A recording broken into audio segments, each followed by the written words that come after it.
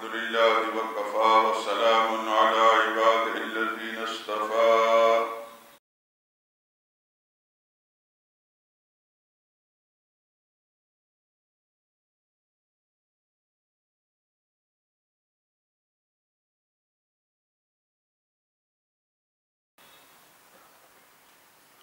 خصوصا على سيد الرسل وخاتم الأنبياء وعلى آله المجتبى وأصحابه الأتقياء. أما بعد فإن خير الحديث كتاب الله وخير الهدي هدي محمد صلى الله عليه وسلم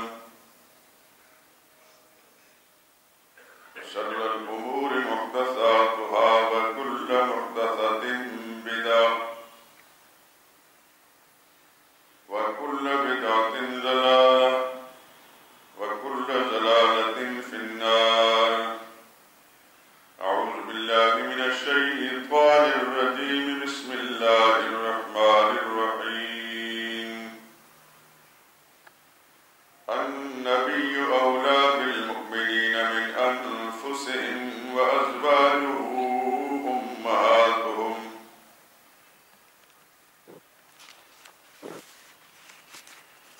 وقال رسول الله صلى الله عليه وسلم: كمل من الرجال كثير ولم يكمل من النساء إلا مريم بنت عمران وآسية امرأة فرعون. وفضل عائشة على النساء كفضل السريد على سائر الطعام. متفق عليه.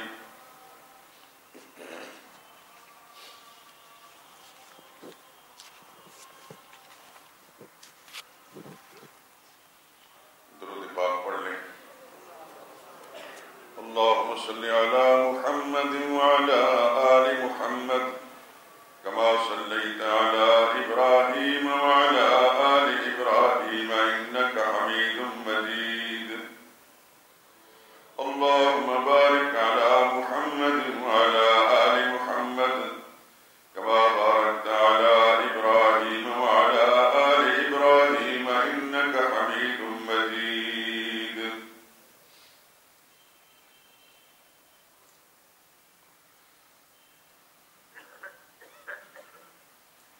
حضرات محترم،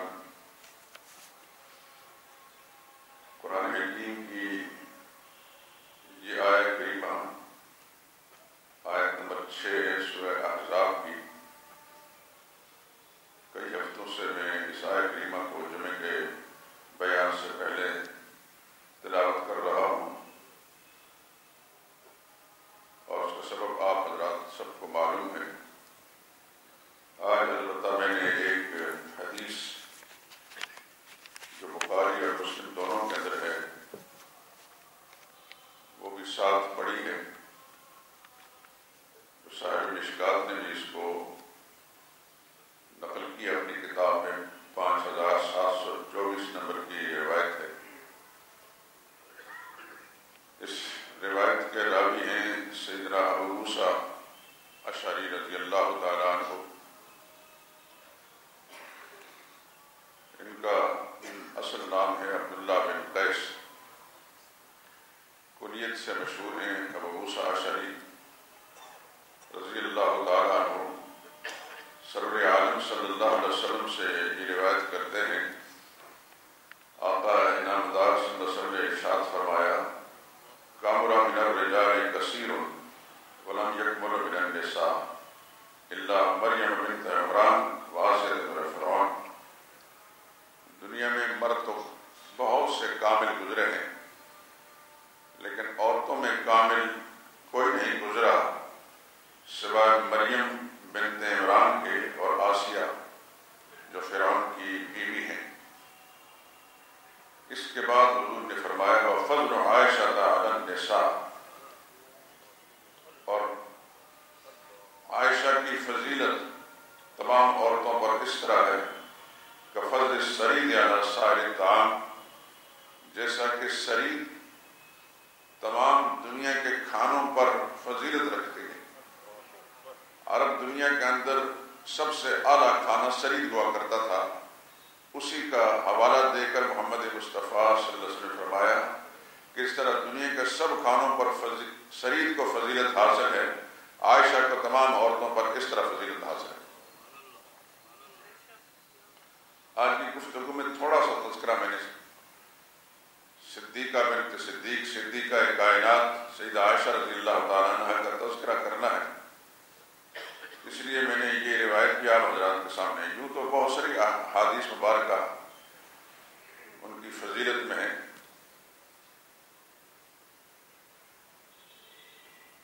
مثلا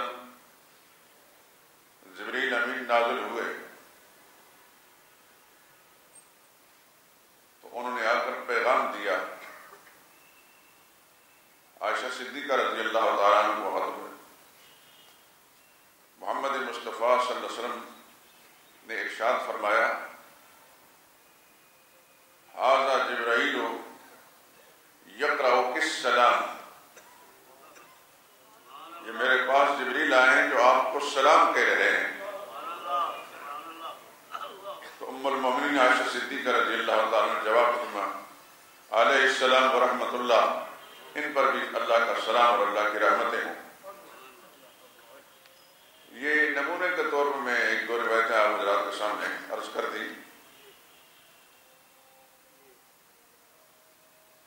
اللہ تعالیٰ نے ان کو ازواج مطہرات میں وہ مقام عطا فرمایا تھا جب تقابل کرتے ہیں دیگر ازواج مطہرات کا، تو عائشہ صدیقہ رضی اللہ تعالیٰ عنہ سب سے سر فہرست نظر آتی ہیں۔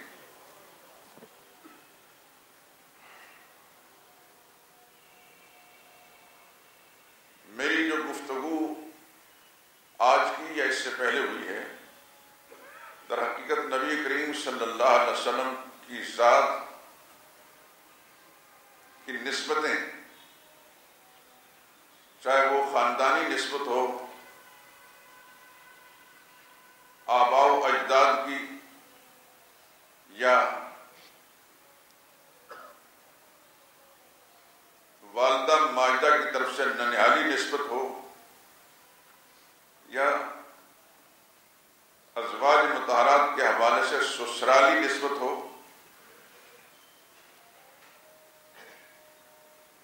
اور ایک چیز اور میں اس میں اضافہ کر دوں کہ نبی کریم صلی اللہ علیہ وسلم کی رضائی نسبتیں،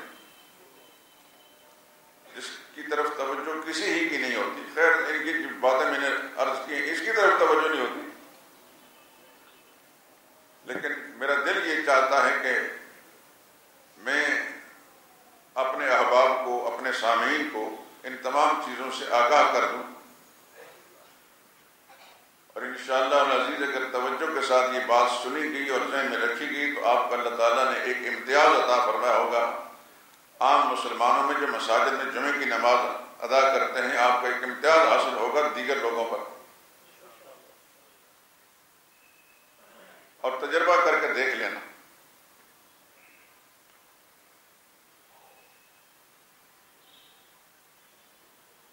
یہ تو آپ شروع کی گفتگو کے اندر سن چکے ہیں کہ نبی کریم صلی اللہ علیہ وسلم کا جو شجرہ نسب ہے 21 واسطوں تک جو بخاری شریف کے اندر بیان ہوا ہے، لیکن میں کوشش کر رہا ہوں کہ آپ حضرات تک یہ بات پہنچ جائے اور آپ بھی اس کو ایک چلتی ہوئی بات، معمولی بات سمجھ کر نظر انداز نہ کریں۔ آپ سب جانتے ہیں کہ نبی کریم صلی اللہ علیہ وسلم والد گرامی کا نام عبداللہ تھا۔ اتنا بھی اگر کوئی مسلمان نہیں جانتا نا، اس پر نہایت افسوس ہے، اس کو اپنی اس کمی کو محسوس کرتے ہوئے اپنی اصلاح کرنی چاہیے۔ سرور کائنات صلی اللہ علیہ وسلم کے والد گرامی کا نام جناب عبداللہ تھا اور دادا کا نام عبد المطلب، اور پردادا کا نام ہاشم تھا، اور ان کے والد کا نام عبد مناف تھا، ان کے والد کا نام قصی، اور ان کے والد کا نام کلاب تھا، اور کلاب کے والد کا نام مرہ، اور مرہ کے والد کا نام کعب تھا، اور کعب کے والد کا نام لوئی، اور ان کے والد کا نام غالب، اور ان کے والد کا نام فہر، اور ان کے والد کا نام مالک، اور ان کے والد کا نام نظر ضاد کے ساتھ، اور ان کے والد کا نام کنانہ، اور ان کے والد کا نام خزیمہ، اور ان کے والد کا نام مدرکہ، ان کے والد کا نام الیاس، اور ان کے والد کا نام مزر ضاد کے ساتھ، اور ان کے والد کا نام نزار نون زا الف را، ان کے والد کا نام معد میم عین دال، اور ان کے والد کا نام عدنان۔ یہ 21 پشتے ہیں۔ یہاں تک نبی کریم صلی اللہ علیہ وسلم بیان فرماتے تھے اور یہاں رک جاتے تھے۔ اسی کو امام بخاری نے اور دیگر محدثین نے اپنی کتاب میں ذکر کیا ہے۔ حضور کے شجرہ نسب کے حوالے سے امام بخاری باب مبعث النبی صلی اللہ علیہ وسلم کہ کس خاندان میں رسول اللہ صلی اللہ علیہ وسلم پیدا کیے گئے، اور اس عدنان تک ذکر کرنے کے بعد رسول اللہ صلی اللہ علیہ وسلم آگے فرماتے تھے کہ اس کے بعد کوئی شخص کوئی شجرہ نسب بیان کرتا ہے تو جھوٹ بولتا ہے۔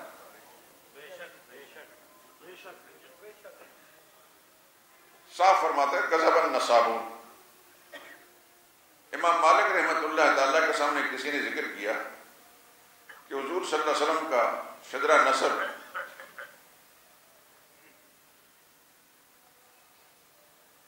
حضرت آدم تک بیان کرنا، فرمایا جھوٹ بولتا ہے۔ پھر کسی نے کہا حضرت اسماعیل علیہ السلام تو فرمایا من یخبر بھی، بعض من اخبر بھی، اس کو کہاں سے کس نے پتہ چلایا، کس نے اطلاع دی کہ حضور صلی اللہ علیہ وسلم کا شجرہ نسب اسماعیل علیہ السلام تک درمیان کا ساری پشتیں جو ہیں کس ذریعے سے اسے معلوم ہوئی؟ دنیا کی کوئی ایسی آدم علیہ السلام سے لے کر آج تک تاریخ لکھی گئی نہیں جو پوری دنیا کے اندر اس کا اعتبار کیا جائے، ان شجروں کا تذکرہ ہو۔ خود تاریخ کی جو کتابیں بڑی بڑی کئی جلدوں پر مشتمل ہیں، کسی نے کچھ لکھا ہے، کسی نے کچھ لکھا ہے، یعنی کسی کا کوئی اعتبار نہیں۔ یاد رکھیے اعتبار اللہ کی وحی کا ہوگا، اچھی طرح سے نشین فرما لیجیے۔ وحی میں جھوٹ نہیں ہوتا، وحی میں کمی بیشی نہیں ہوتی۔ اللہ کی وحی قرآن کی شکل موجود ہے، قرآن میں اس کا کوئی تذکرہ نہیں۔ البتہ عبداللہ بن مسعود رضی اللہ عنہ فرمایا آدم و ثمود والذین من بعدہم لا یعلمہم الا اللہ۔ عاد اور ثمود کا تذکرہ کر کے فرمایا اس کے بعد کہ حالات اللہ کے سوا کوئی نہیں جانتا۔ تو صحابہ نے تو اس کو بیان نہیں کیا، نبی کریم صلی اللہ علیہ وسلم نے اس کو بیان نہیں فرمایا، اور کسی صحیح حدیث میں اس کا تذکرہ نہیں۔ تاریخ کے جو رپورٹر ہیں، کوئی کچھ لکھتا ہے، وہ کچھ لکھتا ہے۔ آپ کے اپنے زمانے کے جو رپورٹر ہیں، اخبارات روزانہ سارے اخبارات کو آپس میں ملا کر دیکھ لیا کہ ایسے ہی وہ رپورٹر تھے۔ ہم مرعوب ہو جاتے ہیں بڑی بڑی جلدوں سے۔ بات یہ یاد رکھیے، قرآن ایک سچائی کا مرکز ہے، ہر چیز کو قرآن پر لے جا کر پرکھیں گے۔ قرآن قبول کرتا ہے وہ بات نہیں ہمارے سر آنکھوں پر، قرآن نہیں قبول کرتا اس کا کوئی اعتبار نہیں، اور ہم اس کے ماننے کے کوئی ذمہ دار نہیں۔ رسول اللہ صلی اللہ علیہ وسلم کی زبان مبارک سے جو بات نکلی ہو، کیونکہ حضور صلی اللہ علیہ وسلم صاحب وحی تھے، رسول اللہ صلی اللہ علیہ وسلم کی زبان مبارک سے ہر بات سچائی کی نکلتی تھی، اس کا اعتبار ہوگا۔ لیکن وہ بات حضور کی زبان سے نکلی ہوئی جو ہم تک پہنچی ہے وہ صحیح سند سے پہنچی، اس لیے کہ حدیث کے نام پر سچ بھی ہے اور بہت کچھ جھوٹ بھی بولا گیا۔ تمام محدثین نے اللہ ان کو جزائے خیر عطا فرمائے، متفقہ طور پر کسی روایت کو رسول اللہ صلی اللہ علیہ وسلم تک، اس روایت یاد رکھی 4 شرطیں ہوں اس میں، صحیح بھی ہو، سری بھی ہو۔ صحیح کا مطلب ہے کہ کوئی بات درمیان میں جھوٹ نہ بولا ہو، سری کا مطلب ہے کہ اس میں 2 معنی نہ نکلتے ہوں، مرفوع بھی ہو جب رسول اللہ صلی اللہ علیہ وسلم تک پہنچے ہو، اور متواتر ہو کہ اس کو ہر زبان میں بیان کرنے والے بے شمار لوگ ہوں۔ صحیح، سری، مرفوع، متواتر ایک علمی اصطلاح ہے کہ تھوڑا سی میں وضاحت آپ کے سامنے کروں۔ ہر وہ روایت جو صحیح ہو، اس میں کوئی جھوٹ نہ بولا ہو، جھوٹ کی آمیزش نہ ہو کسی بھی پہلو سے، نہ سند میں نہ متن میں، سری بھی ہو، دوسرا معنی نہ نکلتا ہو، مرفوع بھی ہو کہ مسلسل رسول اللہ صلی اللہ علیہ وسلم تک پہنچایا گیا، اور متواتر ہو۔ متواتر کا مطلب ہے کہ ہر زمانے میں بے شمار لوگ اس کا تذکرہ کریں، وہ صحیح حدیث ہوتی ہے۔ اس کا انکار کرنا ایسا ہی ہے جیسا قرآن کا انکار کرنا۔ صحیح، صریح، مرفوع، متواتر حدیث کا انکار کرنا کفر ہے، کیونکہ قرآن بھی اللہ کے نبی پر نازل ہوا صلی اللہ علیہ وسلم۔ میں نے اور آپ نے اور دنیا کسی انسان نے رب تعالیٰ کو نہیں دیکھا، اللہ کا پیغام حضور کے قلب اطہر پر نازل ہوا، انہوں نے بیان فرمایا اللہ کا کلام ہے، اور ہم نے مان لیا اس بات کو۔ تو نبی سچے اور ان کی زبان بھی سچی، انہوں نے جو کچھ فرمایا وہ سچ ہے، وہ قرآن کی شکل میں ہو یا حدیث پاک کی شکل میں ہو، لیکن ان شرائط کے ساتھ۔ حدیث کی جو کتابیں ہیں ان کے اندر آپ کو بے شمار رتب و یابس ملے گا۔ اللہ محدثین کو جزائے خیر دے، اگر انہوں نے اصول نہ بیان کیے ہوتے تو ہم پتہ نہیں کس وادی میں بھٹکتے پھرتے، اور سچ جھوٹ کی ہمیں تمیز نہ ہوتی۔ دینی مجالس میں بیٹھنے والے دوست، اللہ ان کو سب کو جزائے خیر عطا فرمائے، اور جذبہ بھی خالص عطا فرمائے، اور فہم بھی کامل عطا فرمائے کہ بات کو پوری طرح سمجھ سکیں اور اپنے دل و دماغ میں اس کو جگہ دے کر محفوظ رکھ سکیں۔ یہ علم جو ہوتا ہے یہ کوئی ایسی چیز نہیں ہے کہ دوائی کی طرح پیالے میں کھول کر کسی کو پلا دیا۔ علماء بیان کرتے ہیں اور طلباء سنتے ہیں، لیکن وہ اپنا مقصد سمجھ کر سنتے ہیں اور پھر اپنے دل و دماغ میں اس کو محفوظ رکھتے ہیں، اور ایک سٹیج ایسی آتی ہے کہ وہی طالب علم پھر عالم بن جاتا ہے۔ جتنی اس کی استعداد اور صلاحیت، جتنا اس کا جذبہ ہوتا ہے، اسی درجے میں اللہ تعالیٰ اس کو مقام بھی عطا فرماتا ہے۔ تو میں آپ حضرات سے ایک بات گزارش کروں گا، آپ یہاں لچھے دار تقریر سننے کے لیے تشریف نہیں لاتے، نہ میں لچھے دار مقرر ہوں، نہ میرا مزاج ہے۔ میں یہ چاہتا ہوں کہ ہمارے مسلمان بھائیوں کو قرآن اور حدیث کے حوالے سے کچھ علمی باتیں مل جائیں، اور میں یہ چاہتا ہوں کہ ہمارے بھائیوں کو قرآن و حدیث کے حوالے سے کچھ ایسی دین کی نصیحت والی باتیں مل جائیں جس سے ان کی زندگی میں تبدیلی آئے اور وہ آگے دوسروں کی اصلاح کر سکیں۔ نبی کریم صلی اللہ علیہ وسلم کی ذات اقدس کے حوالے سے یہ ساری باتیں میں نے چھیڑی اس لیے ہیں کہ جب یہ ساری چیزیں آپ حضرات کے ذہن میں ہوگی نا تو آپ کے دماغ میں ایسی روشنی ہوگی جس طرح اس وقت باہر نکلتے ہیں آپ کو کہیں بھی اونچ نیچ نظر نہیں آتی، سب صاف پتہ نظر آتا ہے، کہاں گڑا ہے، کہاں راستے میں روڑا پڑا ہوا ہے، اس لیے کہ روشنی ہے پوری۔ لیکن اندھیرے میں آپ جائیں گے تو آپ کو کچھ پتہ نہیں چلے گا، کہاں ٹھوکر لگ سکتی ہے، کہاں گڑھے میں گر سکتے ہیں۔ روشنی اور اندھیرے کا یہ فرق ہوتا ہے۔ جب انسان کے دماغ میں روشنی آ جائے، اور روشنی کا مرکز اللہ کا قرآن ہے، رسول اللہ صلی اللہ علیہ وسلم کی صحیح حدیث ہے، اس بات کو بار بار میں دہرا رہا ہوں، اس کو ذہن نشین فرما لیں۔ یہ روشنی جب آپ کے دماغ میں آئے گی نا تو پھر خود بھی آپ کی سوچ میں بھی روشنی ہوگی اور آپ کی زبان میں بھی روشنی ہوگی۔ اب جب بولیں گے تو صحیح بولیں گے اور دوسرے کی اصلاح بھی صحیح ہوگی۔ ایک اردو سا محاورہ آپ نے تول کر بولنا، بولیں گے تول کر، یہ نہیں کہ بس بولتے چلے جانا، کچھ پتہ نہیں کہ میرے منہ سے کیا نکل رہا ہے، یوں نہیں۔ جب علم انسان میں صحیح آتا ہے، روشنی صحیح آتی ہے، پھر وہ تول کر بولتا ہے، اس کی گفتگو کے اندر فضولیات نہیں ہوتے۔ میری مرضی یہ ہے کہ نبی کریم صلی اللہ علیہ وسلم کی ذات کے ساتھ جو آپ کا ایمانی رشتہ ہے، دعا کریں کہ اللہ تعالیٰ اس رشتے کو مکمل طور پر مضبوط طریقے سے قائم رکھے، تو وہ روشنی والا رشتہ ہو، صرف جذباتی نہیں کہ صدقے یا رسول اللہ ہم نے کہہ دیا، پتہ کسی بات کا ہے نہیں۔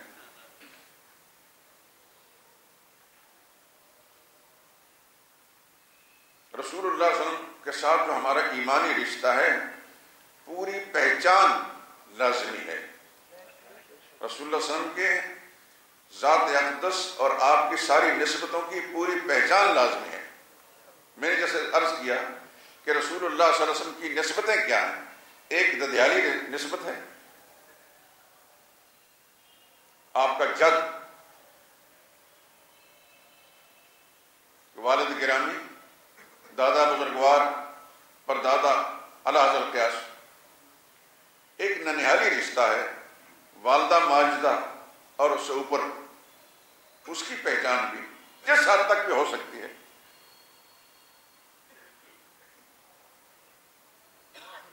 اس طرح ایک رسول اللہ صلی اللہ علیہ وسلم کی نسبت سسرالی، آپ کی ازواج مطہرات جو ہم سب کی مائیں ہیں،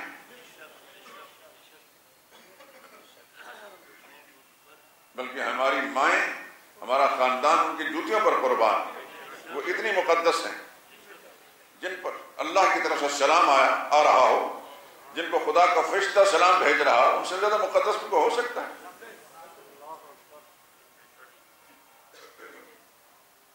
اور یہ ابھی روایت جو میں نے بیان کی ہے، بخاری اور مسلم دونوں میں ہے، پہلے درجے کی 2 کتابیں جو ان کے اندر ہیں۔ عائشہ صدیقہ رضی اللہ تعالی عنہ کو سلام جبریل امین سلام کریں، وہ رتبہ تھا نا، کوئی مقام تھا، جبریل امین کے نزدیک بھی عائشہ صدیقہ کوئی مقام تھا۔ اللہ اس مقام کو پہچاننے کی ہمیں بھی توفیق دے۔ آپ حضرات شاید نہ جانتے ہوں،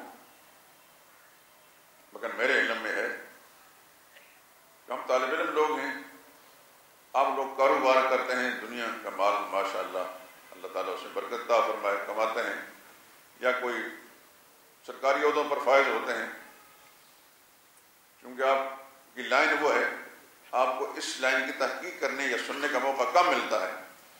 ہمارا تو اور کوئی کام نہیں، نہ ہمارا کوئی کاروبار ہے،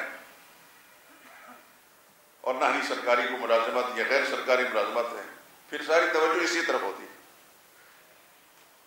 ہمیں معلوم ہے کہ امہات المومنین رضوان اللہ تعالی علیہن اجمعین، ان کی شان میں کتنی گستاخی ہوتی ہے۔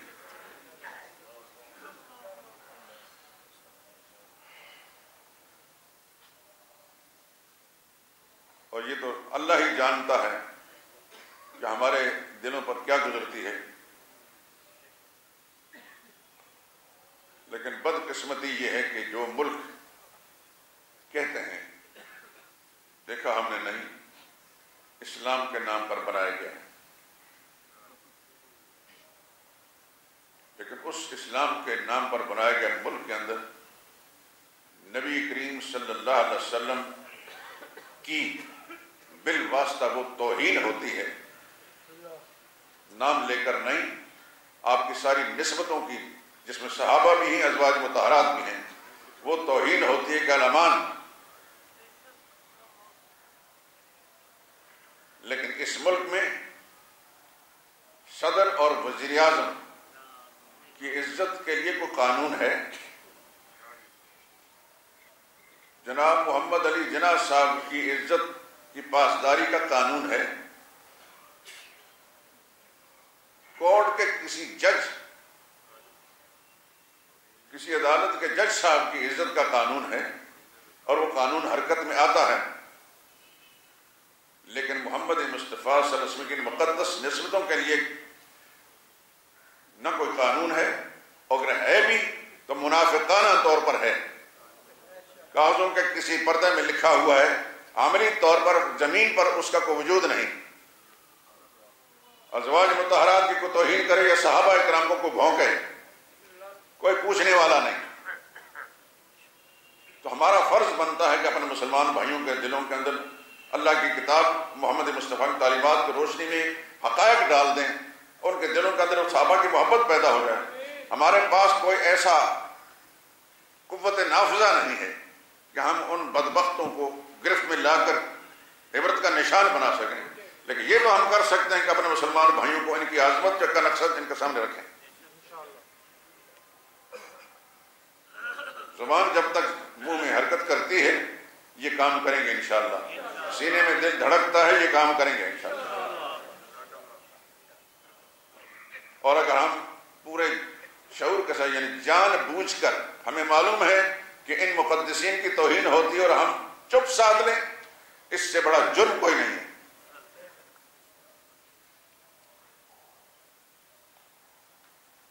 تو یہی وہ جذبہ تھا کہ نبی کریم صلی اللہ علیہ وسلم کی ذات اقدس سے جذباتی تعلق تو ہر مسلمان کو ہے ہی، لیکن اگر جان پہچان پوری ہو جائے تو اس کے تو کیا کہنے۔ اگر رسول اللہ صلی اللہ علیہ وسلم کے ساتھ تعلق ایمان والا رشتہ اگر پورے علم کے ساتھ ہو کہ رسول اللہ صلی اللہ علیہ وسلم کا خاندان کیا تھا، آپ کے والد گرامی، آپ کے دادا بزرگوار، اوپر رشتے کیا کیا تھے، پھر آپ کے دادا بزرگوار کی اولادیں یعنی آپ کے چچا تایا کون کون سے تھے، ایمان کون تھے، غیر مومن کون تھے، اور زمانہ اسلام جنہوں نے نہیں پایا وہ کون تھے، ہمارے سامنے کوئی تذکرہ آتا ہے اور اگر ہم جانتا ہی کوئی نہیں۔ مثال کے طور پر حضور صلی اللہ علیہ وسلم کے دو تایا ہیں، جناب حارث بن عبد المطلب اور جناب زبیر بن عبد المطلب۔ زبیر وہی ہیں جنہوں نے حضور کی کفالت بھی کی تھی، لیکن ہم کو پتہ ہی نہیں۔ تو یہ تحریریں ہمارے سامنے آئیں گے، اٹھا کر ہم پھینکتے ہیں کون تھا زبیر، کون تھا حارث۔ اور جناب حارث وہ ہیں رسول اللہ صلی اللہ علیہ وسلم کے سب سے بڑے تایا کہ حضور کی ولادت مبارک سے پہلے ہی فوت ہو گئے تھے۔ ان کے 6 بیٹے صحابی ہیں، ان کے 6 بیٹے صحابی ہیں۔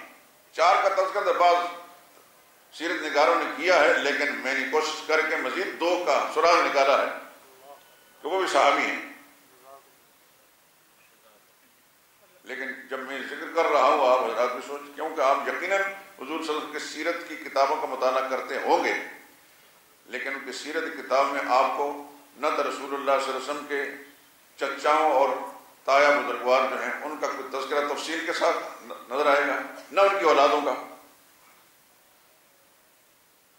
جبکہ ہمارا ایمانی رشتہ حضور صلی اللہ علیہ وسلم کے ساتھ ہے۔ اس ایمانی رشتے کی تقاضا ہے کہ حضور کی ساری نسبتوں کو ہم پہچانیں۔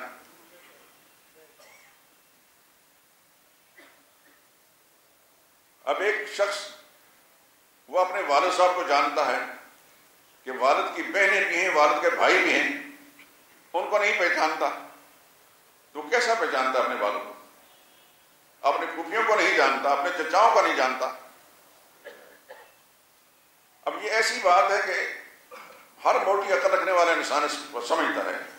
تو جہاں رشتہ ایمان کا ہو، رشتہ ایمان اور عقیدت کا ہو، وہاں انسان بڑا حساس ہو جاتا ہے۔ اس لیے میں زور دے دے کر یہ بات کر رہا ہوں، بار بار دہرا رہا ہوں۔ اسی مسجد کے اندر الحمدللہ 40 سال سے زیادہ عرصہ ہو گیا کہ اللہ کی توحید کا مسئلہ میں نے کھل کر بیان کیا، اس میں کوئی شک اور شبہ کی بات نہیں۔ میں جانتا، میرا رب جانتا ہے، کوئی اعتراف کرے یا نہ کرے، لیکن مجھے اس بات کا احساس ہوا کہ جہاں حضور صلی اللہ علیہ وسلم پر ہمارا ایمان ہے تو ایمان کا تقاضا یہ ہے کہ حضور کی نسبتوں کا تذکرہ ہو جائے۔ کل ہی میرے پاس میاں والی سے ایک عالم آئے، 2-3 اور بھی ساتھی تھے، اچھے عالم ہیں، مدرس ہیں، وہاں کے مدرسے کے، اور مناظر بھی ہیں بڑے مشہور، لیکن کہیں نیٹ سے، یہ جو انٹرنیٹ ہے، اس سے یہ بیانات سن لیے تو ان کے دل میں تجسس پیدا ہوا، وہ مزید معلومات کے لیے آئے۔ یہ خدا کا فضل ہے، کوئی تعلی نہیں ہے، کوئی تکبر نہیں ہے، اللہ پاک محفوظ فرمائے، لیکن اللہ تعالیٰ نے مجھے یہ ایک ملکہ عطا فرمایا ہے، اس کی بنا پر بہت سے لوگ استفادہ کر رہے ہیں، ملک سے باہر بھی، ملک سے باہر بھی۔ انٹرنیٹ تو ایسی چیز تو نہیں کہ مسجد ادا کے حدود میں ہے، پوری دنیا میں لوگ دیکھتے ہیں اور سنتے ہیں، اور پھر ان کی جب معلومات میں اضافہ ہوتا ہے تو اللہ کا شکر ادا کرتے ہیں، پھر وہ ہمارا بھی شکریہ ادا کرتے ہیں۔ تو آپ حضرات میں اس پہلو سے اگر یہ کہوں گا بڑے خوش نصیب ہیں کہ آپ ڈائریکٹ سن رہے ہیں، براہ راست آپ کو یہ پتہ چل رہا ہے، اور آپ حضرات میں سے ہر شخص اس کو اجازت ہے جب چاہے میری زبان سے نکلی ہوئی کسی بات ہے اس کا حوالہ پوچھنا چاہے تو میں ذمہ دار ہوں۔ میں نے یکا یک یہ بیان نہیں کیا، بڑا عرصہ اس پر محنت کی ہے، تو پھر میرے دل میں اس بات کا تقاضا اور داعیہ پیدا ہوا کہ میں اپنے مسلمان بھائیوں تک یہ بات پہنچا دوں۔ گزشتہ جمعے کے بیان کے اندر تھوڑا سا تذکرہ سیدہ عائشہ صدیقہ رضی اللہ تعالی عنہ کا ہوا تھا۔ نبی کریم صلی اللہ علیہ وسلم کی پہلی زوجہ مطہرہ، پتہ ہے نا آپ کو؟ تھوڑا تھوڑا کبھی میں سوال بھی کروں گا تاکہ مجھے پتہ چل رہے کہ میں یہ چاہتا ہوں کہ آپ حضرات کو یہ یاد رہیں ساری بات۔ سیدہ خدیجہ رضی اللہ تعالی عنہا، ان کے والد گرامی کا نام کیا تھا؟ خویلد۔ والدہ کا نام کیا تھا؟ فاطمہ بنت زائدہ۔ سیدہ خدیجہ رضی اللہ تعالی عنہ رسول اللہ صلی اللہ علیہ وسلم کی زوجہ مطہرہ کی جو والدہ تھی ان کا نام فاطمہ تھا۔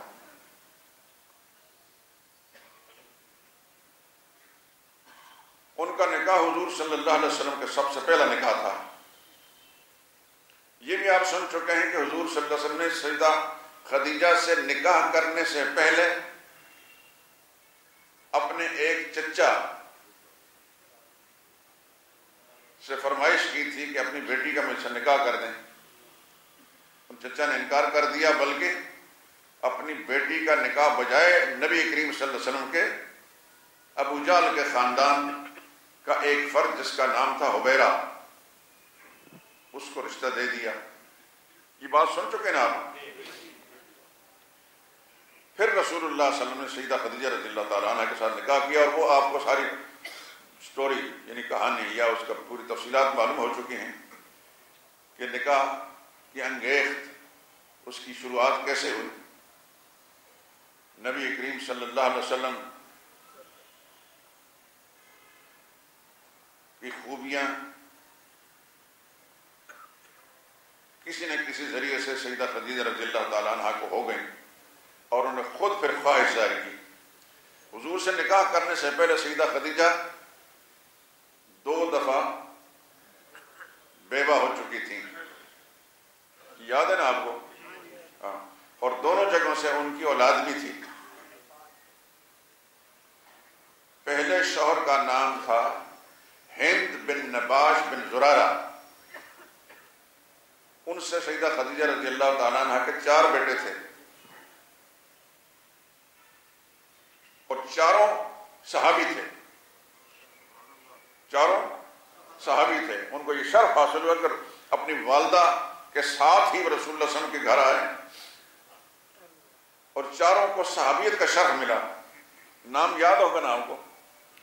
حضرت حارث، حضرت طاہر، حضرت حالہ اور حضرت ہند، یہ 4 صاحبزادے ہیں سیدہ خدیجہ رضی اللہ تعالی عنہ کے پہلے شوہر سے، اور ان میں سے جو حضرت حارث ہیں یہ پہلے شہید ہیں۔ یہ بھول نہ جانا، اسلام کے اندر سب سے پہلے شہادت کا رتبہ فائز ہونے والے، اور شہادت بھی انہوں نے پائی حضور صلی اللہ علیہ وسلم کی حمایت میں، مشرکین سے چھڑاتے ہوئے، مشرکین کے ہاتھوں سے صحن کعبہ کے اندر شہید ہوئے، رکن یمانی کے پاس۔ یہ سب سے پہلے شہید ہیں، اور سیدہ خدیجہ کے صاحبزادے ہیں۔ نام نہ بھولنا۔ مزے کی بات یہ ہے کہ جن صاحب کے بیٹے ہیں ان کا نام بھی ہند ہے، اور ایک بیٹے کا نام بھی ہند ہے۔ باپ بیٹوں کے دونوں کے ایک جیسے نام، باپ کا نام بھی ہند، پھر ان کے بیٹے حارث، طاہر، حالہ اور ہند۔ اس زمانے میں باپ بیٹے ایک جیسے نام رکھنے میں کوئی قباحت نہیں تھی۔ بہت ساری مثالیں۔ پھر سیدہ خدیجہ رضی اللہ تعالیٰ عنہ کا دوسرا نکاح ہوا ایک شخص سے۔ پہلا آدمی جب وہ تمیم، بنو تمیم میں سے تھا، دوسرے آدمی کے ساتھ نکاح، اس کا نام تھا عتیق بن عائز۔ یہ مخزومی تھا، بنو مخزوم میں سے، جس کے خاندان میں سے حضرت خالد بن ولید بھی ہیں اور دوسرے لوگ بھی ہیں، اسی میں بنو مخزوم میں سے ابو جہل بھی ہے، اور بنو مخزوم میں سے رسول اللہ صلی اللہ علیہ وسلم کی ایک دادی بھی ہیں، رسول اللہ کی سگی دادی، وہ بنو مخزوم میں سے ہیں۔ ان کا نام یاد ہوگا آپ کو، ان کا نام فاطمہ تھا۔ جناب عبداللہ کی والدہ رسول اللہ صلی اللہ علیہ وسلم کے والد کی والدہ، ان کا نام فاطمہ تھا، اور یہ تین بھائی ایک ماں کی اولاد تھے۔ ان میں سے جناب ابو طالب، جناب زبیر اور جناب عبداللہ ایک ماں کی اولاد ہیں، نام تھا فاطمہ۔ وہ بھی مخزومی تھی، تو مخزومی کو بیادی رسول اللہ صلی اللہ علیہ وسلم کو اپنی بیٹی نہیں دی۔ حضور کو افسوس ہوا، تفصیلات پہلے سن چکے ہیں۔ پھر رسول اللہ صلی اللہ علیہ وسلم نے حضرت خدیجہ سے نکاح کیا۔ ان کی قسمت تھی خدا کی ارب و رحمت نازل ہونے پر، اور حضرت خدیجہ نے پھر حضور صلی اللہ علیہ وسلم کی وہ خدمت کی کہ اس کے بعد بھی رسول اللہ صلی اللہ علیہ وسلم قدم قدم پہ حضرت خدیجہ کا تذکرہ کرتے تھے۔ حضرت عائشہ صدیقہ فرماتی ہے کہ مجھے کسی عورت پر اتنا رشک نہیں آیا جتنا خدیجہ پر آیا۔ بات بات پر حضرت خدیجہ کا حضور صلی اللہ علیہ وسلم تذکرہ فرماتے تھے۔ یہ دو بہنیں تھیں، ایک کا نام خدیجہ تھا، ایک کا نام تھا حالہ۔ حالہ یہ حضرت خدیجہ کی ہمشیرہ کا نام بھی ہے، یہ رسول اللہ کی سالی ہیں۔ ان کی آواز حضرت خدیجہ کے ساتھ ملتی تھی۔ جب وہ کہیں تشریف لاتی تو حضور اٹھ کر کھڑے ہو جاتے، خدیجہ آ گئیں۔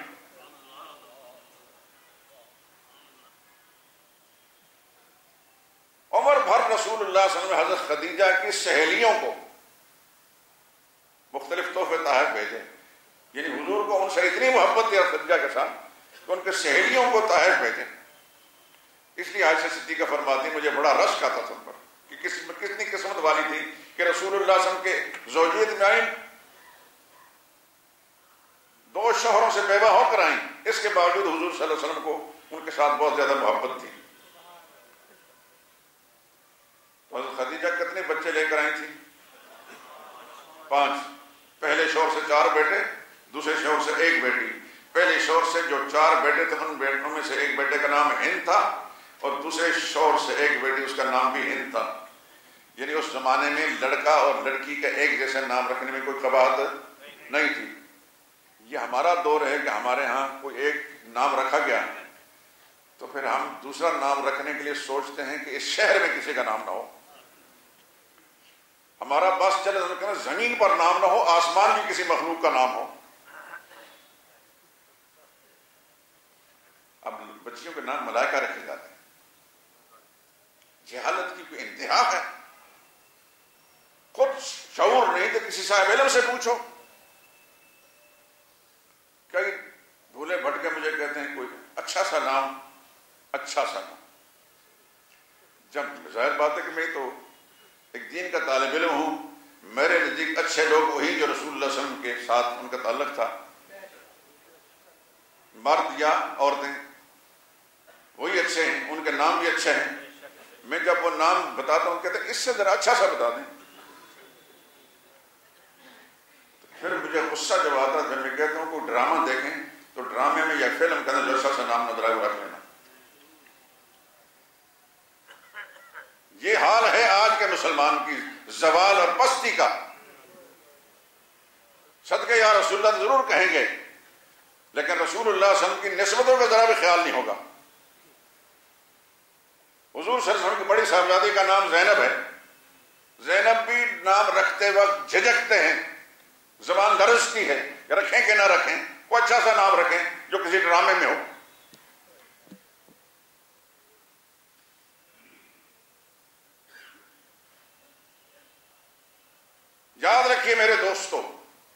طرح یاد رکھیے، اچھے نام کا اس کی شخصیت پر اثر ہوتا ہے.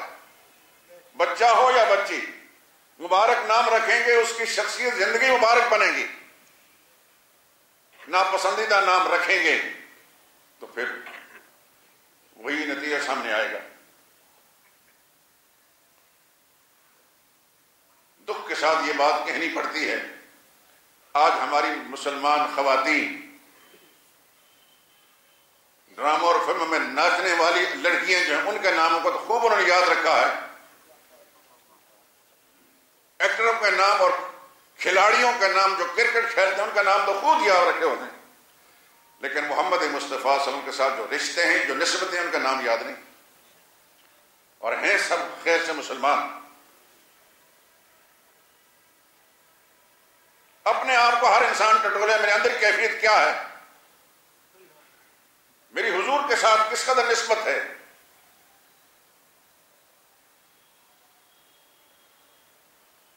خود معلوم نہیں تو کسی صاحب علم سے پوچھیں، لیکن جس کو کچھ نہ کچھ پتا ہو.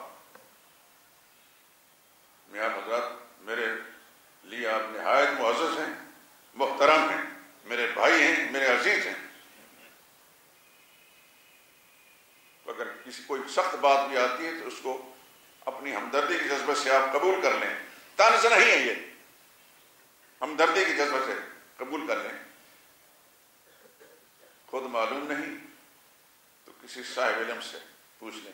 اور ایک بات اور ذہن نشین فرما لیں، آج کل بازار کے اندر اسلامی نام اور اچھے ناموں کے عنوان سے کچھ کتابچے ملتے ہیں. ان میں چند ایک نام تو صحیح ہوتے ہیں، باقی سب رتب و یابس ہوتے ہیں. بعض لوگوں کو یہ شوق ہوتا ہے کہ کوئی کتابچہ مرتب کر کے اس کو بازار کے اندر بیچ دیا جائے، پیسے تو آتے رہیں گے.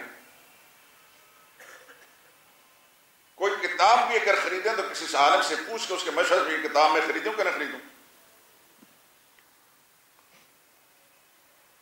میں پہلے کہہ چکا ہوں کہ آپ حضرات میری ہر بات کو اپنے لیے اخلاص پر مبنی گفتگو سمجھیں. مجھے اللہ کی قسم آپ کے ساتھ ہمدردی ہے، میں نے کسی سے واہ نہیں لینی. اور یہ بھی ذہن نشین فرما لیجیے کہ کسی نے اگر مجھے برا کہا تو مجھے تکلیف ہی کوئی نہیں، کہ میں نے اپنے رب کو راضی کرنے کے لیے میری ذمہ داری میں ہے کہ مخلوق کی ہمدردی کے جذبے کے ساتھ اللہ کو راضی کرنے کے لیے بات کروں. کوئی نہیں مانتا تو نہ مانے، میری حیثیت کیا ہے. لوگوں نے تو نبی کی بات کو بھی نہیں مانا.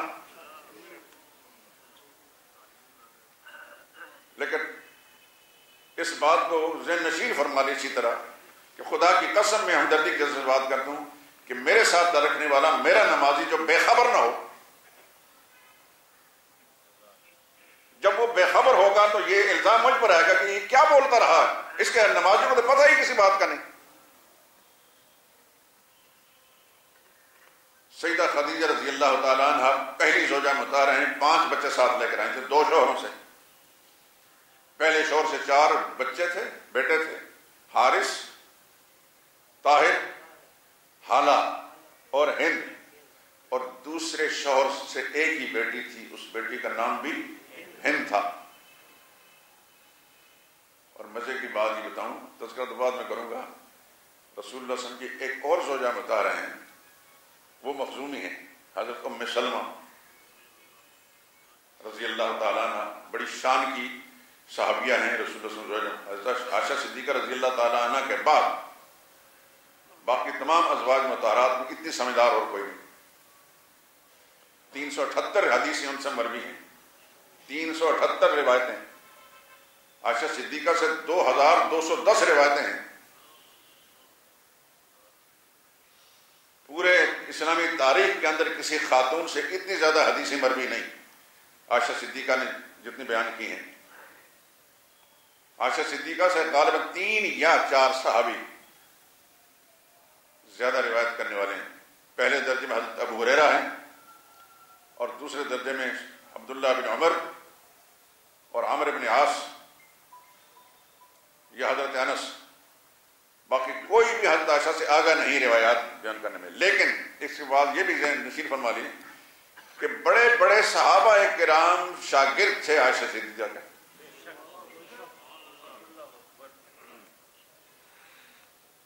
جب عائشہ صدیقہ رضی اللہ تعالیٰ عنہ کا انتقال ہوا تو کسی نے حضرت عبداللہ ابن عمر سے پوچھا کہ ان کے وفات سے کس کس کو دکھ ہوا؟ پوچھنے والا کون تھا؟ جواب میں فرمایا اس کو دکھ ہوا جس کی یہ ماں تھی۔ سبحان اللہ، جو ان کو اپنی ماں سمجھتا اس کو دکھ ہوا۔ اللہ اکبر۔ بڑے بڑے صحابہ مسائل پوچھتے تھے، حدیث اور قرآن کی کسی آیت اور تفسیر روایت کے تفسیر کے بارے میں جب سمجھ میں نہیں آتی تھی کہ حضور کے فرمان کا منشا کیا تھا یا قرآن کی اس آیت کا مطلب کیا ہے، تو عائشہ صدیقہ سے پوچھتے تھے، وہ بیان فرماتی تھی۔ بڑے بڑے صحابہ کی استاد تھی۔ لیکن یہ بھی آپ کو پتا ہے کہ ہمارے لٹریچر کے اندر کتابوں میں، ہماری مولوی کی زبانوں میں عائشہ صدیقہ 6 سال کی تھی، یعنی 40-50 سال کی عمر کے صحابہ کی استاد 6 سال کی بچی تھی۔ یہ 6 سال والی بات ذہن سے نکال لیجیے۔ حضور کی زوجیت میں جب آئی ہیں 16 سال کی تھی، جو رسول اللہ سے نکاح ہوا 16 سال کی تھی، اور جب رخصت ہو کر رسول اللہ گھر میں آئی ہیں تو 19 سال کی تھی۔ یہ 6 سال نہیں 16 سال ہے، 9 سال نہیں 19 سال ہے، یہ اس میں ذہن نشین فرما لیجیے۔ اور اللہ نے ان کو اتنا بڑا مقام عطا فرمایا تھا۔ میں یہاں ایک روایت بیان کر دوں، حضرت ام سلمہ، ابھی جن کا تذکرہ کیا ہے، ام سلمہ رضی اللہ تعالیٰ عنہ جب حضور کی زوجیت میں تو وہ 5 بچے لے کر آئی تھی، 2 بیٹے اور 3 بیٹیاں۔ 5 حضرت خدیجہ لے کر آئیں اور 5 ام سلمہ، کتنے ہو گئے؟ رسول اللہ صلی اللہ علیہ وسلم کے اپنے بچے کتنے تھے؟ 4 صاحبزادیاں اور 3 صاحبزادے، قاسم اور عبداللہ یہ سیدہ خدیجہ سے تھے، اور حضرت ابراہیم حضرت ماریہ سے تھے۔ تو کل کتنے بچوں کی پرورش کی رسول اللہ صلی اللہ علیہ وسلم نے؟ 17 بچوں کی پرورش کی۔ لیکن یہ میں کیا کہوں، نہ ہمارے مولوی صاحب کا دھیان ہے، نہ اس نے ہمارے عوام الناس کو یہ بات بتا رہی کہ رسول اللہ صلی اللہ علیہ وسلم نے ان یتیم بچوں کی پرورش کر کے امت کو کیا سبق دیا ہے۔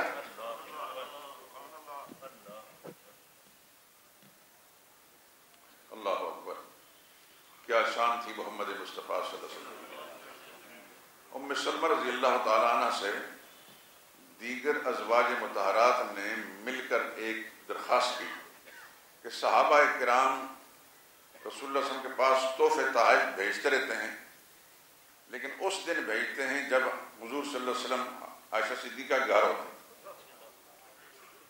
یعنی عائشہ صدیقہ کی باری ہوتی ہے۔ یہ تو آپ کو پتہ ہی ہے نا کہ حضور صلی اللہ علیہ وسلم تمام ازواج مطہرات کے ساتھ مساوی سلوک کرتے تھے۔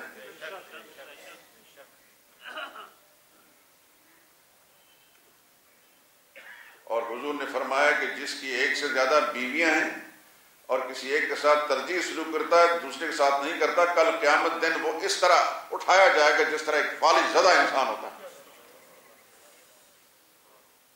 قرآن کریم کے اندر بھی عدل کہتے ہیں بالکل برابر، یہ ترازو کے 2 پلڑے جو ہوتے ہیں برابر، اس کا نام عدل ہے۔ فَإِنْ خِفْتُمْ أَلَّا تَعْدِلُوا فَوَاحِدَةً، اگر تم عدل نہیں کر سکو، برابری نہیں کر سکتے ان کے ساتھ، تو پھر ایک پر گزارا کرو۔ شریعت نے حکم نہیں دیا، اجازت دی ہے کہ 1 سے زائد بیویاں کر سکتے ہو، لیکن عدل کے ساتھ۔ محمد مصطفیٰ صلی اللہ علیہ وسلم نے ایسا عدل قائم کیا کہ آسمان کی کھال کے نیچے زمین کی دھرتی پر کسی نے مثال نہیں پیش کی۔ ایک نہیں، پوری 13 ازواج مطہرات ہیں، کسی ایک کو بھی زندگی میں حضور صلی اللہ علیہ وسلم کی کوئی شکایت نہیں ہوئی۔ آپ سن چکے ہیں اسی محفل میں عائشہ صدیقہ سے رضی اللہ تعالی عنہ کہ پورا 1 ہفتہ رسول اللہ کے گھرانے پر نہیں گزرا مسلسل کہ سب نے پیٹ بھر کر کھانا کھایا ہو۔ کبھی کھانا ملتا تھا پیٹ بھر کے، کبھی نہیں ملتا تھا، اس کے باوجود بھی کوئی شکایت نہیں۔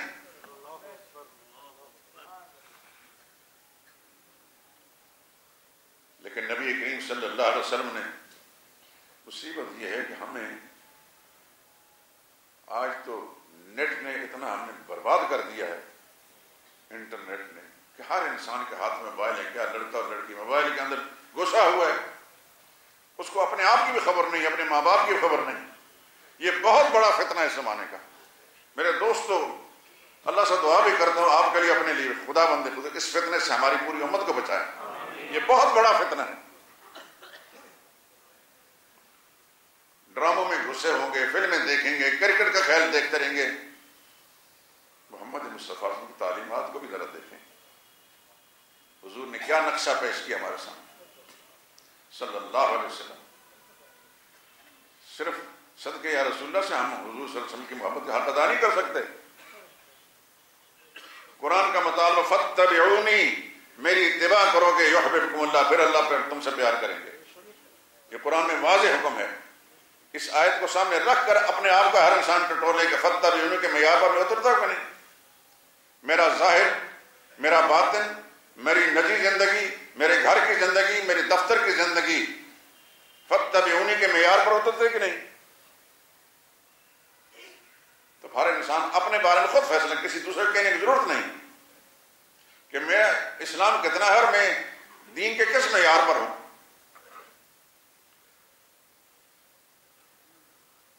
ازواج مطہرات نے جب یہ سوال کیا کہ عائشہ صدیقہ کے گھر میں رسول اللہ صلی اللہ علیہ وسلم کو تحفے صحابہ دیتے ہیں، جب حضور ہمارے گھر میں ہوتے ہیں تو کچھ نہیں. ام سلمہ کو وکیل اس لیے بنایا کہ وہ ذرا بہت سوجھ بوجھ رکھنے والی تھی،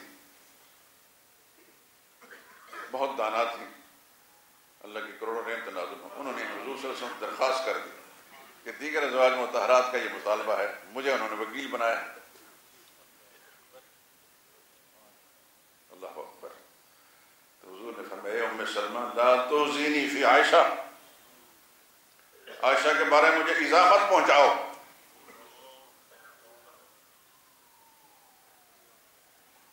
عائشہ وہ ہیں جن کے لحاف میں لیٹا ہوتا تھا تو خدا کی وحی مجھ پر آتی تھی.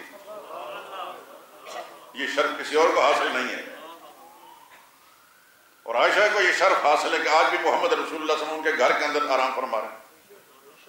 حجرہ عائشہ کے اندر رسول اللہ قبر مبارک بنی ہے. کس خوبی کا تذکرہ کیا جائے عائشہ صدیقہ کے.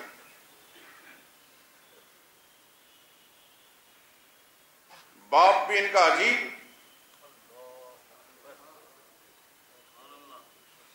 نبیوں کے بعد آسمان کی آنکھ نے اس دھرتی پر ایسا انسان نہیں دیکھا جس کو ابوبکر صدیق کہا جاتا ہے.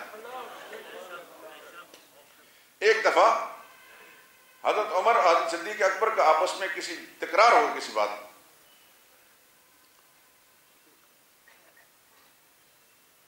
ابوبکر صدیق کو فوراً احساس ہوا، انہوں نے معافی مانگ لی.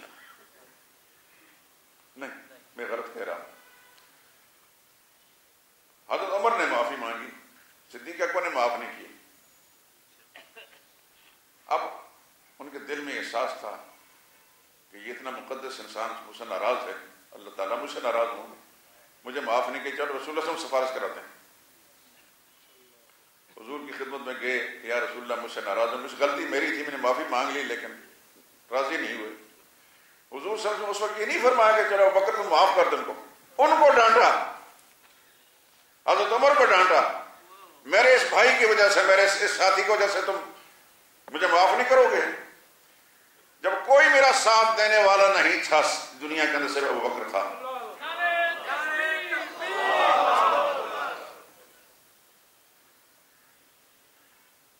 آپ حضرات ماشاء اللہ پڑھے لکھے ہیں، میں بھی ایک طالب علم ہوں، دیکھتے رہتا ہوں. مجھے کوئی بھی ایسا موقع نظر نہیں آتا صدیق اکبر رضی اللہ تعالیٰ عنہ نے رسول اللہ صلی اللہ علیہ وسلم کی کسی بات پر نہ کہا ہو کہ یہ بات نہیں ہو سکتی، یوں نہیں ہونا چاہیے. شاید اسی پر کسی شاعر نے، مجھے شاعر کا نام ذہن میں نہیں آ رہا، تو فارسی زبان کے اندر ابوبکر صدیق کی زندگی کا نقشہ کھینچا ہے. نہ رفت اللہ پر زبان او ہرگز،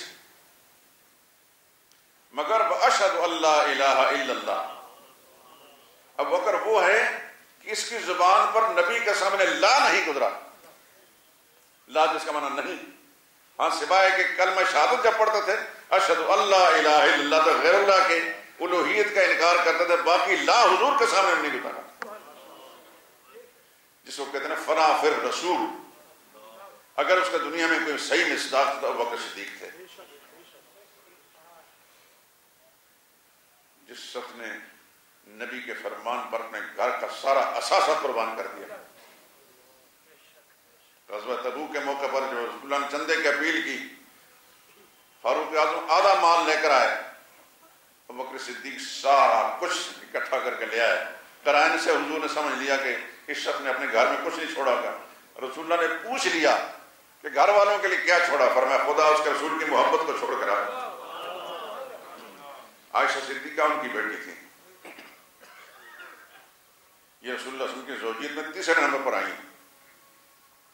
پہلی حضرت خدیجہ ہے سلام اللہ علیہا. یہ میں اس لیے کہہ رہا ہوں کہ اللہ نے ان کو سلام بھیجا تھا، سلام اللہ علیہا. اور دوسری حضرت سودا ہے. حضرت خدیجہ کی عمر کیا تھی حضور کی زوجیت میں جب آئی؟ جزاکم اللہ خیر. یاد رکھا ہے یہ 40 سال والی بات غلط ہے. کوئی دوست بیٹھے ہوئے تو ان سے میں گزارش کروں گا اپنی اصلاح کر لیں. 40 سال والی بات غلط ہے، اور یہ کسی خاص سازش کے تحت رسول اللہ صلی اللہ علیہ وسلم کے گھرانے کو مدعون کرنے کے لیے یہ روایت گھڑی گئی. یہ حدیث کا مضمون نہیں، تاریخ کی کتابوں کا ایک بیان ہے. تاریخ کتاب میں لکھا ہے، میری طرف بیان کریں. 40 سال کی عمر کی تھی، 35 سال کی عمر کی تھی، 30 سال کی عمر کی تھی، 28 سال عمر تھی اور 25 سال عمر تھی. کتنی روایتیں ہوگی؟ 5. ان 5 روایتوں میں 40 سال والی لے لی اور باقی سب چھوڑ دی. کیا ترجیح ہے؟ حضور صلی اللہ علیہ وسلم کو عمر مبارک کتنی تھی؟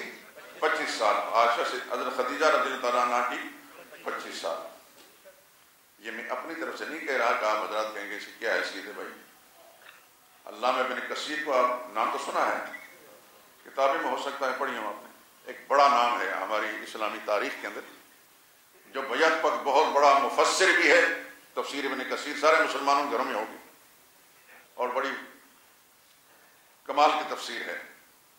تفسیر بالروایت ہے کہ ہر حدیث قرآن کریم کی آیت کی تفسیر کے لیے کوئی نہ کوئی روایت نقل کرتے ہیں.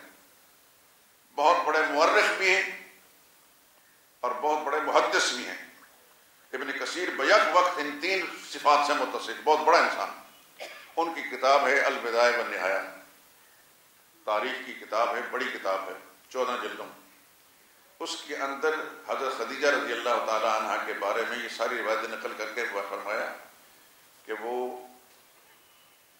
50 سال کی عمر میں فوت ہوئیں. یہ بات زیادہ صحیح ہے. 50 سال کی عمر میں فوت ہوئی اور 25 سال انہوں نے حضور کے ساتھ گزارے. تو حضور کے ساتھ اگر 25 سال گزارے تھے تو پھر حضور کے پاس جب نکاح میں آئیں تو کتنے سال میں؟ یہ ہے بات. کوئی مولوی صاحب اعتراض کرے نا، انہوں نے البدایہ والنہایہ جا کر دیکھ لیں. کتابوں کا نام سننا سنانا آسان ہے، کتاب کو دیکھنا ذرا بڑا مسئلہ ہے.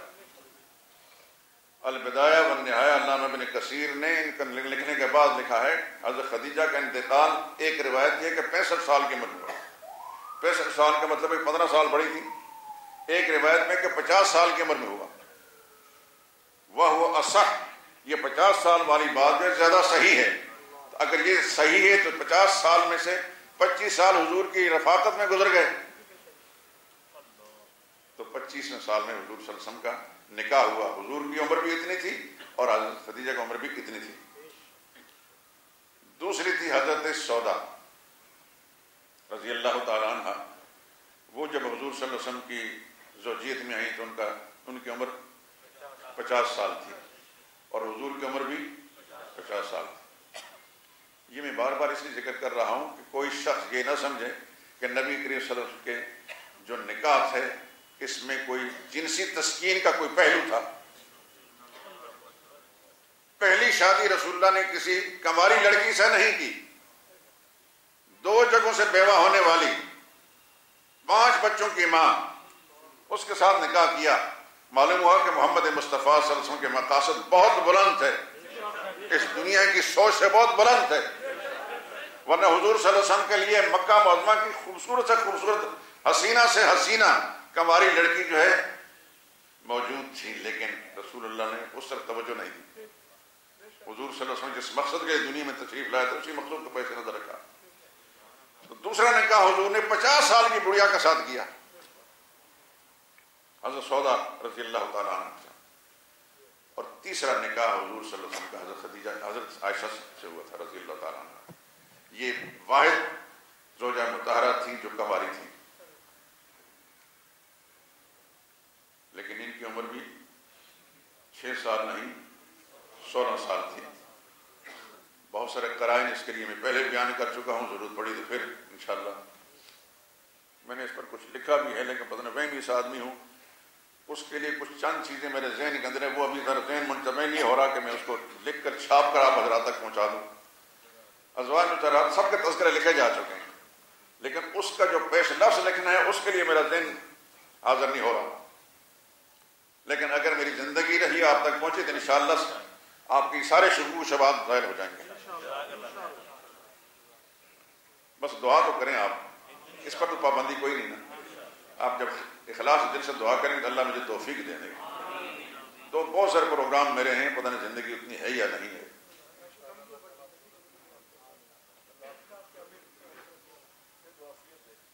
تو حضرت عائشہ صدیقہ رضی اللہ تعالیٰ عنہ حضور کی تیسری بیوی ہیں، اور یہ واحد کنواری ہیں، اور صدیق اکبر کی بیٹی ہیں۔ باپ بھی بہت بڑا، کیا کر رہے ہیں،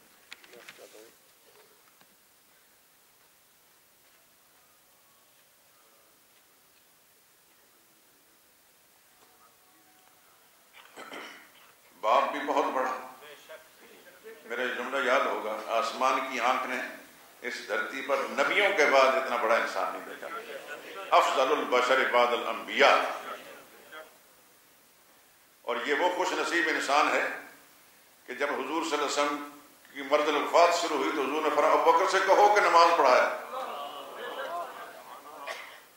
ان کی صاحبزادی عائشہ صدیقہ عرض کرتی یا رسول اللہ میرے باپ بڑے رقیق القلب نرم دل ہیں، ہو سکتا ہے کہ مسلح پر آپ کو نہ پا کر گر جائیں بے ہوش ہو کر، آپ کسی مضبوط اعصاب مضبوط حوصلے والے آدمی کو، اور وہ حضرت عمر ہیں، ان کو حکم دیں۔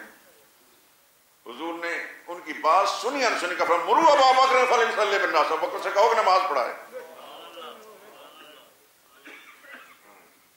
اسی لیے بعد میں صحابہ کرام خلافت کا جو مسئلہ فرمایا کہ جس شخص کو رسول اللہ نے اپنی حیات میں اپنے مسلح کا ہمارے لیے امام بنایا تھا، اب دنیا کا امام بھی ہم اسی کو بنائیں گے۔ عائشہ صدیقہ اس شخص کی بیٹی تھی۔ مصیبت یہ ہے جب میں موضوع پر آنا شروع کرتا ہوں گھڑی دیکھتا ہوں تو ٹائم پورا ہو چکا ہے، بات انشاءاللہ ہوگی، زندگی رہے گی۔ ابھی میں نے ایک اپیل کرنی تھی حکومت پاکستان سے کہ مال روڈ پر یہ دھرنوں کا جو سلسلہ ہے، نہ صرف یہ کہ عام لوگ آنے جانے والوں کے لیے مصیبت ہوتی ہے، خود میں یہاں رہتا ہوں، خدا کی قسم والے کی مصیبت ہوتی ہے، نہ باہر جا کر واپس آ سکتے ہیں نہ باہر نکل سکتے ہیں، اس قدر رش ہوتی ہے۔ اور پھر ہمارا جو کاروباری طبقہ ہے آپ حضرات، وہ جس قدر متاثر ہوتا ہے وہ بات کوئی ایسی ڈھکی چھپی نہیں، لیکن مجھے یہ گلہ ہے کاروباری طبقے سے۔ آپ ٹیکس دیتے ہیں حکومت کو، آپ کے ٹیکسوں سے حکومت کا نظام چلتا ہے، آپ کی آواز اتنی بے اثر کیوں ہے؟ آپ اپنی بات کو منوا سکتے ہیں، لیکن خدا کا شکر ہے کہ مجھے رکا ہے کہ ہائی کورٹ نے فیصلہ دے دیا ہے کہ مال روڈ سے دھرنا ختم کیا جائے، لیکن خدا کرے کہ حکومت پنجاب آئندہ کے لیے پھر اس قسم دھرنوں کی اجازت نہ دے۔ میں کہتا ہوں دھرنے دینے والے اپنے حقوق حاصل کرنے کو ان کو اجازت ہے، لیکن وزیر اعلیٰ کے گھر میں جا کر دھرنا دیں۔ کاروباری لوگوں کاروبار کے ساتھ دشمنی نہ کریں، عام راہگیروں کے ساتھ دشمنی نہ کریں، حکمران جو ہیں گورنر کے دروازے پر جا کر بیٹھیں، وزیر اعلیٰ کے دروازے پر جا کر بیٹھیں، جب ان کو اندر باہر آنے میں تکلیف ہوگی تو پھر آپ کا مطالبہ مانیں گے۔ وآخر دعوانا الحمدللہ رب العالمین۔